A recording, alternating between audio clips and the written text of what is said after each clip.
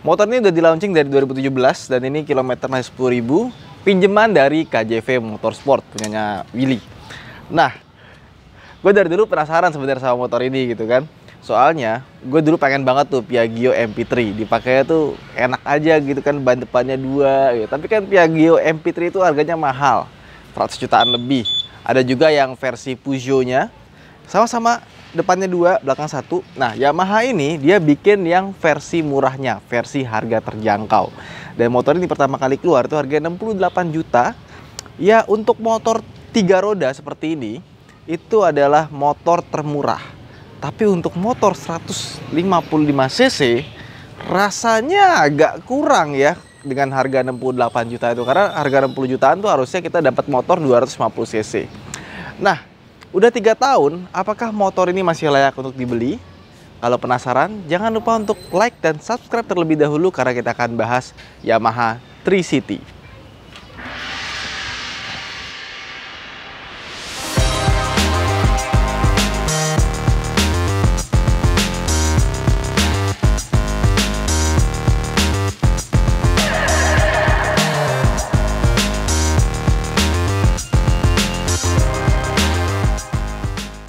Pertama mohon dimaklumi motornya agak kotor karena tadi pagi itu mau berangkat Saburi terus kehujanan balik lagi. Pas dilihat oh banyak cipratan airnya. Gak apa-apa lah ya. Males cuci. Oke. Ini namanya Yamaha Tricity. Motor ini sekarang secondnya sekitar 50 jutaan. Kalau nggak salah ini dijual sama KJV itu harganya cuma 53. Jadi harga cukup terjangkau. Alternatif buat kalian yang pengen terlihat tampil beda, 50 jutaan dapat motor yang unik. Pasti setiap bawa motor ini, orang tuh pasti kalau nggak nanya, ngeliatin, dan rasanya itu tuh kayak bawa motor yang mahal banget gitu loh. Padahal cuma 155 cc, tapi rasanya sama bawa X-Max gitu ya, sebelah-sebelahan gitu. Pasti orang tuh nanya gitu kan, lagi di jalan, itu motor apaan mas? Kok bannya depannya 2? Kayak beca. Beca aja nggak gitu, ya emang bukan beca gitu kan. Ini motor kalau di Eropa itu udah ada versi terbarunya, Tricity 300 yang bentuknya seperti ini. Dan kalau menurut kalian Tricity masih kesannya kurang laki gitu ya, kurang gagah, Yamaha juga udah ngeluarin versi yang lebih garangnya, namanya Yamaha Niken.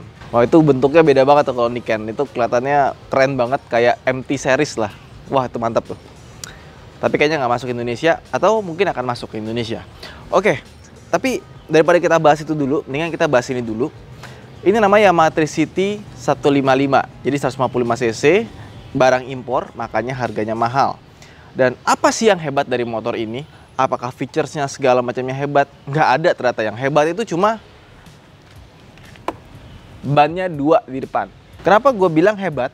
Karena meskipun dibanderol dengan harga paling murah dibandingkan dengan kompetitor yang sama-sama pakai 2 roda di depan, ternyata pas dipakai itu bukan yang paling jelek juga. Bahkan gue bilang ini enak banget dipakainya. Pas kita ngelewatin jalan yang bergelombang, jalan di darata, itu udah bener seamless dan sangat stabil gitu. Even kita lagi belok tiba-tiba ada polisi dur apa segala macam, dia tuh nggak kerasa sampai ke stang deng gitu loh. Bahkan dibandingkan dengan motor yang 1 roda, gue lebih pilih ini. Kalau misalkan dipakai sama-sama manuver, lebih pede, lebih enak dan lebih mantep aja. Jadi bener-bener seamless. Hanya saja sayangnya, kalau misalkan Piaggio atau Peugeot itu sebelah kanannya ada switch yang bisa membuat motor ini tegak atau dia bisa rebah gitu ya. Kalau ini enggak. Jadi kalau misalkan kita lepas standar seperti ini, hop, gitu ya. Terus kita lepas, ini dia pasti jatuh. Jadi tetap harus pakai standar. Kalau MP3 sama Metropolis itu nggak perlu, dia langsung otomatis bisa nahan atau bisa kita lepas biar bisa turun. Dan kalau misalkan ini agak miring seperti ini gitu ya. Ini motor tuh berat banget, 160 kilo. Jadi naikinnya itu mesti pakai agak tenaga. Nah, jadi oke, terus ini sekalian mumpung lagi duduk nih ya. Ini motor kalau kita berhenti dengan tinggi gue 170 cm, ini kanan kiri kaki kita bisa napak tanpa harus jijit. Jadi buat kalian yang postur tidak begitu tinggi, ini motor enak. Apalagi kalau misalkan dia bisa berdiri ya. Kalau yang Tricity 300 sama Niken dia bisa buat berdiri. Kalau ini belum. Jadi harus pakai standar.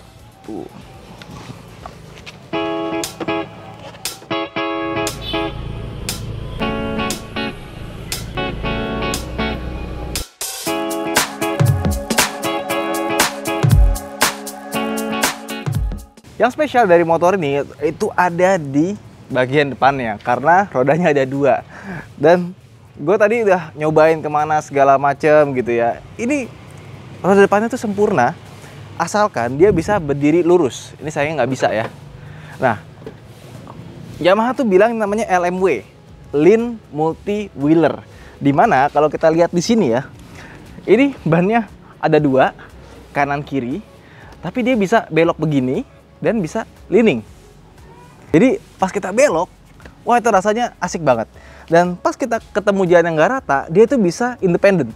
Dan rasanya itu enak banget bagian depannya. Jadi kalau motor yang biasa satu bannya gitu kena lubang, cedak apa segala macam, ini dia bisa kena lubang tuh kayak teng yang sebelah kanan doang, kena sebelah kirinya tuh masih anteng dan nggak kerasa sampai ke stang. Stangnya tetap masih stabil.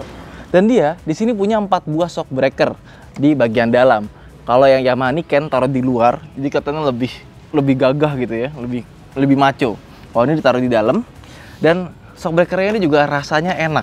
Bahkan lebih enak dibandingkan dengan motor-motor yang bannya cuma 1 di depan. Ini sih top banget gitu. Meskipun Yamaha bikin dengan harga yang terjangkau, ternyata teknologi dan kenyamanannya itu bisa diadu dengan motor roda 3 yang harga 100 jutaan lebih. Meskipun nggak bisa berdiri aja sih, nggak bisa berdiri tegak. Terus dia punya rem, sudah ABS, di mana piringan cakramnya itu lebih besar yang belakang dibandingkan yang depan. Tapi motor ini rasa remnya itu keras juga, sama seperti Yamaha X-Max. Jadi kalau untuk pengereman dia pakem, cuma rada keras gitu, kayak ngebagel gitu. Khas Yamaha yang kekinian, remnya kurang begitu oke. Kalau mungkin kalian upgrade pasti akan lebih oke lagi. Lanjut. Ini aslinya lampunya sudah LED, tapi diganti dengan projection. Dan ini juga lampu seinnya dibikin ala-ala Lexus yang bisa jalan ya. Terus di sini ada windshieldnya. Dan kita ke bagian belakang sini. Seperti yang gue bilang, motor ini featuresnya biasa aja. Jadi ini udah dimodifikasi. Harusnya tidak seperti ini. Tapi ternyata modifan kilas gini ternyata bagus juga ya.